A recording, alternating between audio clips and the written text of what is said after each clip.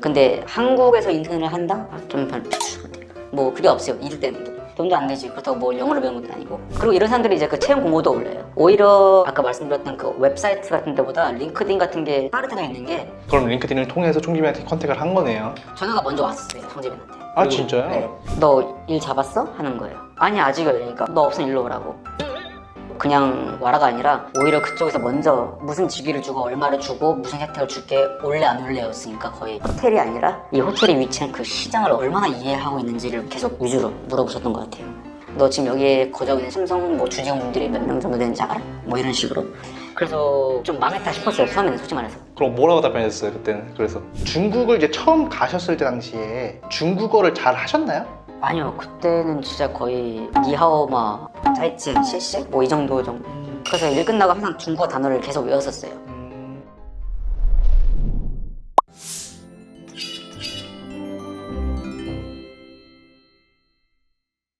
근데 호텔에서 내가 일을 하고 싶어, 호텔리어로. 그러면은 무조건 인턴부터 시작을 해야 되는 건가요? 그런 식으로? 아니요, 서로 면접을 통해서, 인터뷰를 통해서 자기가 원하는 부서에 지원을 하면은 통과하면 되는 건데, 인턴 같은 경우는 이제 보통 이제 언어 연수를 하고 싶은 사람들이 이제 인턴으로 들어가요. 일단 부담이 없으니까. 근데 인턴으로 해서 잘하면 이제 정직원으로 될 기회가 있으니까 좀 안전빵으로 간다 보셔야죠. 근데 한국에서 인턴을 한다? 좀 별로 뭐 그게 없어요. 일 때는 돈도 안 내지. 그렇다고 뭐 영어를 배우는 것도 아니고. 네. 그래서 인턴을 하실 거면 차라리 외국으로 나가셔서 하시는 게 최고다. 그럼 이제 탈한국을 하시고 해외 호텔로 이제 취업을 하셨는데, 네. 해외 호텔 취업은 어떤 식으로 하는 건가요? 저의 그거를 말씀드리자면, 일반적으로는 어떤 식으로 하는지 좀 말씀해 주실 수 있을까요? 사실 호텔 웹사이트를 이용하시면 엄청 쉬운 게, 뭐 예를 들어 메리어트라든가 힐튼, 아코르 이런데 네이버에 그냥 웹사이트만 들어가도 이제 그 채용 그 페이지가 있어요. 근데 요즘 되게 잘 되는 게, 내가 가고 싶은 나라가 있으면 나라 선택, 도시 선택, 부서 선택 다 돼 있으니까, 그리고 연락처 이제 다 나와 있고, 뭐 채용 담당자 거기에다가 이제 그냥 이제 보내는 거예요. 두 번째로는 이제 링크드인이라는 어플리케이션을 이용을 하셔도 좋은 게, 링크드인이 쉽게 말해서 페이스북이나 인스타그램 같은 이제 SNS인데, 자기가 종사하고 있는 이제 업종 분야 그런 사람들하고 신고를 맺거나. 커리어 관련한 그렇죠. 네트워크를 형성하는 곳인가요? 그렇죠. 그래서 저 같은 경우도 이제 모든 호텔 브랜드를 일단 팔로우하고 있고, 심지어 저는 뭐 대만 타이페이에 있는 만다린 오리엔탈이라는 최고급 호텔의 총지벤이랑도 그냥 친추를 했어요. 그냥 이 사람이 가끔 이제 뭐 올리는데, 나는 이 사람 몰라, 난 뭐 본 사람도 없고, 그냥 일단 친추. 그런데요, 서로 어차피 이거 일을 자기 회를 위해 모인 사람들이다 보니까, 일단 인맥이 뭐 그걸 얘를 추가한다고 해서 돈 되는 것도 아니고 뭐 마이너스 되는 건 일단 없어요. 그래서 이제 그 사람들이 올리는 이제 포스트를 보면서 이런 사람들은 무슨 생각을 하나. 그리고 이런 사람들이 이제 그 채용 공고도 올려요. 오히려 아까 말씀드렸던 그 웹사이트 같은 데보다 링크드인 같은 게 빠르다가 있는 게, 일단 이런 걸 올리려면은 이제 그 마케팅 커뮤니케이션이라는 부서에서 그 포스터를 만들어야 돼요. 무슨 지원을 찾습니다 이런 포스터. 그런 게 먼저 올라오는데, 그런 거는 요즘은 이제 핸드폰으로 그냥 올리기만 하면 되니까. 그러니까 이제 뭐 HR 담당자가 내일 웹사이트에 올리기 전에 그냥 오늘 밤에 갑자기 포스터 나왔어요 하면은 그냥 오늘 밤에 바로 올리는 거고. 그러니까 링크드인이 더 빠를 때가 많아요. 더 자세하고 심지어. 실제로 그걸로 직업을 구하기도 하나요? 그러니까 직장을? 제가 재작년에 이제 이직을 했는데, 저는 이제 이직할 때 링크드인의 도움을 좀 많이 받았었어요, 사실은.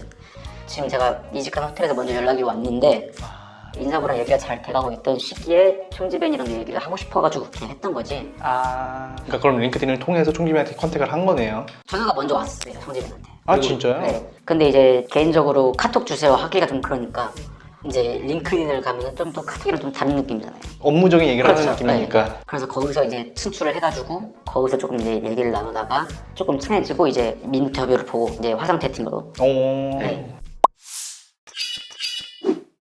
저는 3학년 때 이제 중국에서 중국어를 배우고 싶어가지고 중국어로 이제 실습을 갔었어요. 세 번째 마지막 실습을.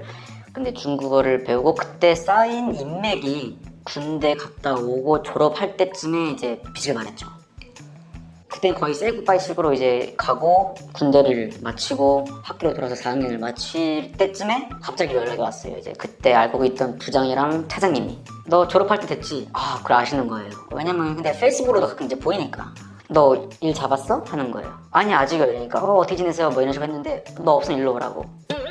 갑자기 일단 그 오퍼가 들어왔고, 좀 정해진 시기에 들어왔었으면 좋겠다였어요. 왜냐면은 일단 호텔 측에서도 이제 비자 준비를 해야 되고, 연말에 무슨 큰 행사가 있는데 얘네들도 그때 이제 나를 쓰고 싶어 하고, 게다가 또 그냥 와라가 아니라 오히려 그쪽에서 먼저 무슨 직위를 주고 얼마를 주고 무슨 혜택을 줄게, 올래 안 올래였으니까 거의.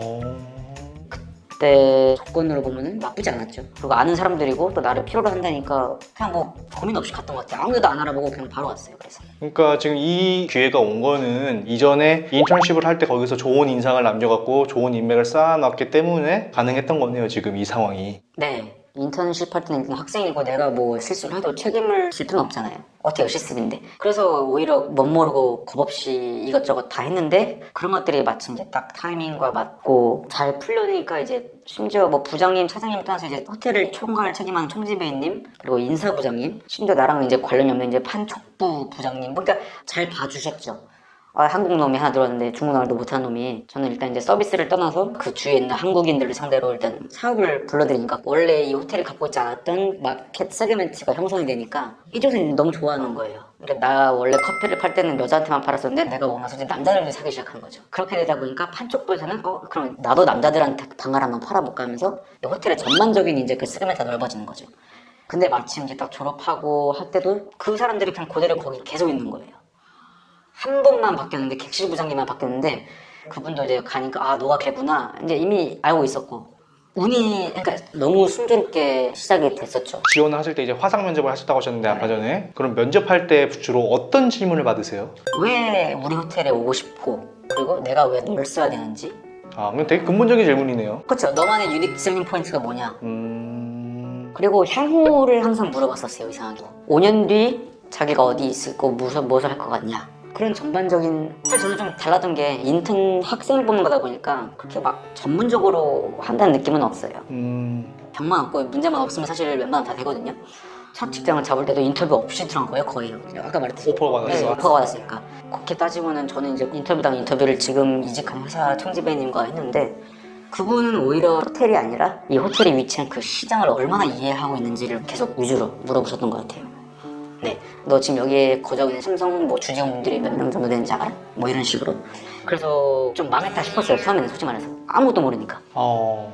근데 저는 조금 항상 망할 때 그냥 모르겠습니다 하면서 생각을 해요. 좀 내 장점을 최대한 살릴 수 있는 게 뭐가 있을까. 그 질문에 대해서 내가 답변을 못하지만 다른 걸로 어필을 어떻게 해야 되는데 이걸 고민하시는 거예요? 그렇죠. 그럼 뭐라고 답변했어요 그때는? 그래서 일단 저는 이제 그 호텔에서 필요로 하는 걸 제가 좀 알고 있었어요. 그 호텔에 레스토랑이 한식당이 들어왔거든요. 네. 그리고 저는 중식당을 운영을 해봤고 중국에서 그리고 일식당도 운영을 해봤고 심지어 이제 뷔페 식당도 운영을 해봤고 하다 보니까 나는 너무 일단 특화가 돼 있어요. 니네가 가고 있는 한식당 내가 메뉴해줄게. 뭐 모든 걸 알고 있어 내가.